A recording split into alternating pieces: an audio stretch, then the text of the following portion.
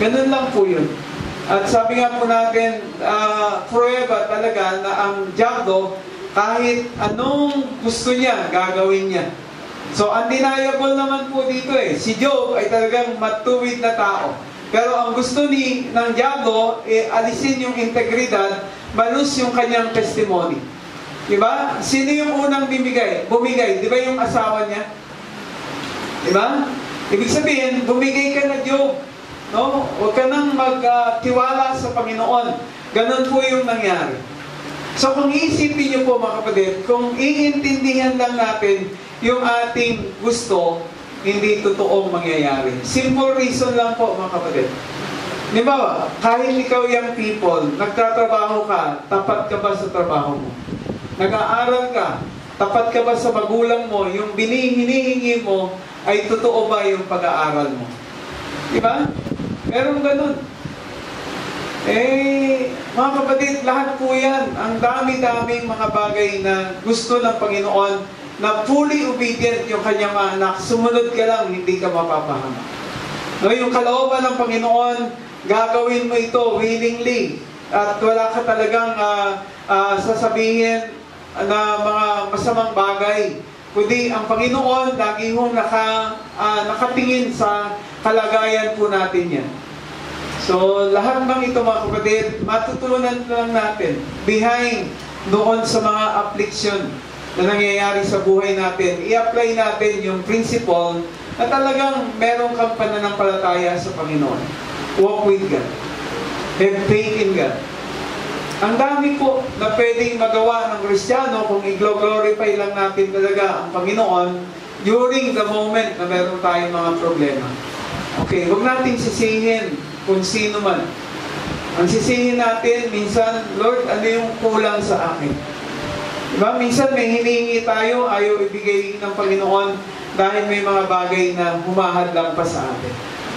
No? Kaya nga, sabi ko nga, i-check ninyo kung sino ba talaga ang problema. No? Pag tayong magturuan, ikaw, ako, sila. Diba? Ganun po yung Actually, sabi nga natin, ang attempt ng diablo talagang roaring, no? Talagang parulot parito. At sinasabi nga niya, sasaktan ko yung anak mo. Titingnan ko kung anong tibay niya. Itatakwil ka niya ng mukhaan. So sana po mga kapatid, huwag nawang mangyari. Kung ikaw ay talagang faithful believer, kung yung inyong tahanan ay talagang family home, Christian home, makikita ninyo, magtiwala kayo sa Panginoon, patuloy kanyang bibigyan ng magandang buhay bilang mga mananampalataya. So, ang natutunan lang natin dito, kung paano natin gawin, kung ano yung kalooban ng Panginoon to take away the things na gusto ng diablo, pero gusto rin natin ibalik kung ano yung nawala sa atin. Okay, tumayo tayong lahat. Inapansin ninyo mga verses. Lahat ng mga bagay na ito gustong iwala ng Panginoon sa atin. Pamilya, yung ating yaman, yung ating kalakasan, lalo na yung ating pananampalataya, ay gustong alisin ng ating kaaway. Kaya nga't hindi na tayo nagtataka kung bakit may mga young people na bigla na lang mawawala dahil nahila ng kaibigan, nahila ng salibutan. Hindi tayo nagtataka, merong tatay, nag-abroad, naging mahina, biglang nasira ang tahanan. Ngayon din, kahit yung people na lalaki o babae, yung totoong kahinaan natin ay nangyayari dahil hindi natin nagawang pasalamatan ng Panginoon at gawin yung kanyang kalooban. At totoo lang na itong buhay na realidad sa atin, yung naging kultura lang natin, Kristiyano ako, umaatin ako ng church, pero hindi ka man lang nagamit ng Panginoon. Ang gusto mo lang umatin, umuwi, bumalik. Ganun na lang ang buhay natin bilang mga Kristiyano. Hindi ka naging faithful, hindi ka naging bahagi ng ministry, di mo man lang nagawa ng i-share yung gospel sa kaibigan, di mo man lang nagawang i-share yung iyong pananampalataya sa ibang tao. Eh, right now, young people, kahit nanay, tatay, alam kong meron tayong prayer. Si Satan gusto lagi tayong i-attempt na tuksuhin para maging mahina tayo. Okay, right now, kung meron man lang tayo talagang gustong isuko sa Panginoon, come right now, huwag nating pahabain pa itong invitation, and I want you to come and pray. Just come forward at sabihin natin, Lord, nasa akin ang pagkukulang. Panginoon, meron akong nagagawa na alam kong ito ay nagiging hadlang sa aking pananampalataya. Natatalo ako, nadodominate ako ng aking sarili, wala na akong self-control, hindi ko na natidisiplina ang buhay pananampalataya. Nakakalimutan ko nang bumasa ng Bible, nakakalimutan ko nang i-prioritize yung gawain para bang ang buhay ko ay napaka-normal lang at hindi na nakita sa akin yung pagbabagong buhay. Right now, kahit nanay, tatay, will you come right now? Kung meron kayong gustong hingin para sa iyong anak, para sa iyong pamilya, just come forward and pray. Alam ko lahat tayo merong pangarap sa ating mga anak. Alam ko lahat tayo meron tayong gusto na mangyari na gawin ng Panginoon sa ating mga pamilya.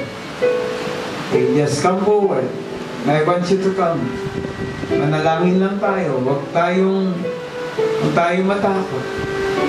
Magkaroon tayo ng tunay na pagkatakot sa Panginoon. Tunay na relasyon sa Panginoon. Alam natin, ang Panginoon, napakabuti niya.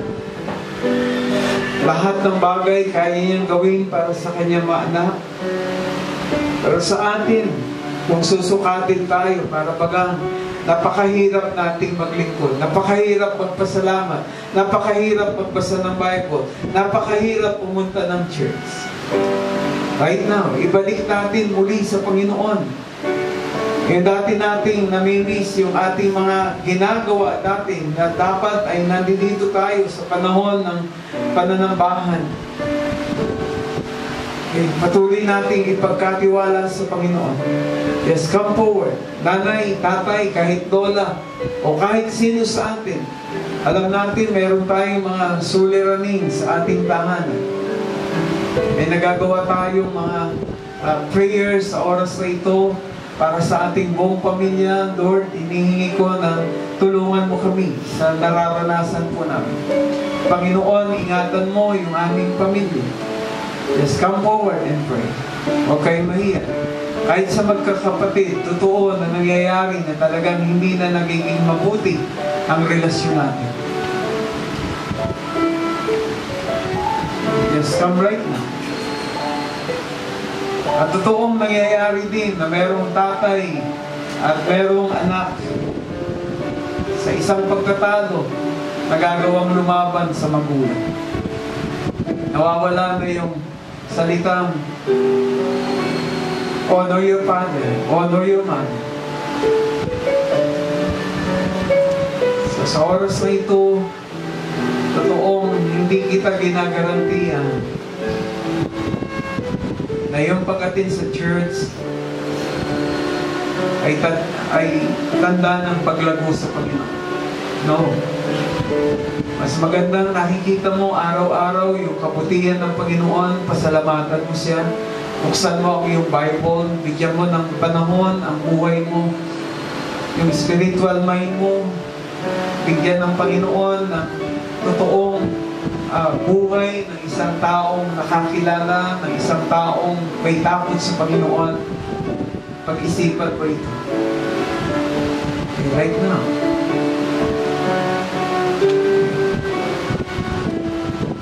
Marahil kahit sa oras na ito, merong isang young people, isang tao ngayon, hindi ka pa talaga nakakakilala sa Panginoon. Ito'y na kung tatanungin ka ngayong oras na ito, kung mamatay man sa oras na ito, alam mo ba kung saan pupunta ang iyong kaluluwa?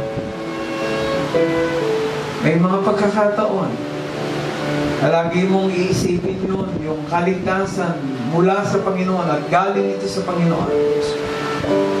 Kaya man, sino man ang totoong lumapit at tumawag sa Panginoon at tinanggap siya bilang sariling tagapagligtas, naroon ang totoong relasyon na meron kang takot sa Panginoon.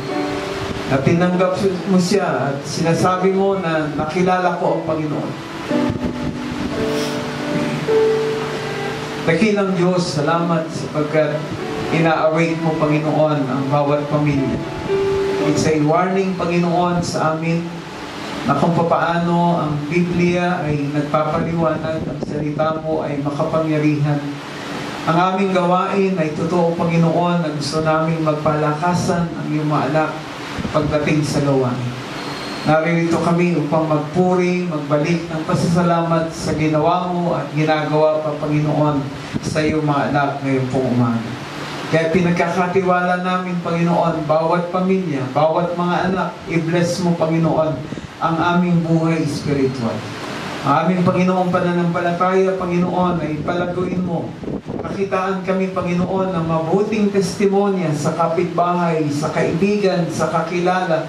May share po namin ang iyong ginawa na napakabuti sa iyong mga anak. Kaya naririto kami upang patuloy na gamitin mo kami. Patuloy kami, Panginoon, dumulog sa iyo.